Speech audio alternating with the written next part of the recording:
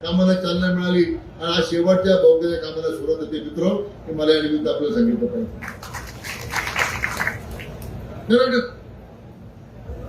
कामं जर लवकर पूर्ण केली, कामं जर लवकर पूर्ण झाली तर मग आमच्याकडे कोणी मागणी वगैरे येणार नाही. महाराष्ट्रामध्ये राजकारणात एक असं पद्धत होती की लोक ताटकळत ठेवायचे. निवडणूक आली की भ्रष्ट करायचे, तुम्ही चिंता करू नका, तुम्हाला पाणी देतो, लोक टाळ्या वाजवले. असं म्हणत म्हणत आज त्यांच्या पक्षाची आणि त्यांच्या लोकांची काय अवस्था आहे मी सांगायची गरज नाही. कारण लोकांची प्रामाणिक राहणाऱ्या माणसालाच लोक उभे राहतात. हे राज्यातल्या जनतेनं आपले लोकप्रिय मुख्यमंत्री माननीय देवेंद्रजी फडणवीस यांच्या नेतृत्वाखाली महायुतीच्या मागे जो फरकत असा जो काही या ठिकाणी जनादेश दिलेला आहे, मला वाटतं त्याचे प्रतीक आहे.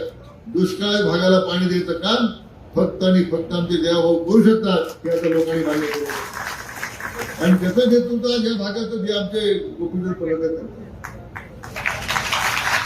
आमचे आपले सन्मान्य खासदार विशाल पाटील तर तरुण आहेत, त्यांचे आजोबा, त्यांचे वडील, आमचं असं अनेक पिढीचं नातं आहे. त्यामुळं त्यांच्यावर मी काही त्यांना असं वाटू नये की मी टीका त्यांच्यावर करतो. तुम्ही तरुण आहात, अजून तुम्हाला सगळी शक्य म्हणजे समजा घेतो या लोकांच्या. दादांचा विश्वासघात कोणी केला, हे सगळ्या राजकारणाचे सगळ्या गोष्टी लोकांना माहिती आहेत. त्यामुळे तुम्ही आता फंडात पडण्यापेक्षा तुम्ही सुद्धा आता या सगळ्या निरंतर विकासाच्या प्रक्रियेमध्ये आपल्या स्वतःला सामावून घ्या, असं माझ्या निमित्त आपल्याला. त्यामध्ये सगळे स्टेजवरचे लोक सहमत असतील. काय भाऊ भाऊ,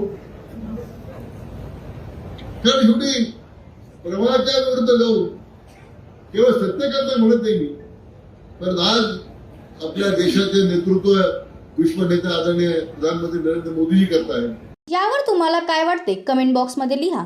चॅनलला सबस्क्राईब केले नसेल तर नक्की सबस्क्राईब करा. जय महाराष्ट्र.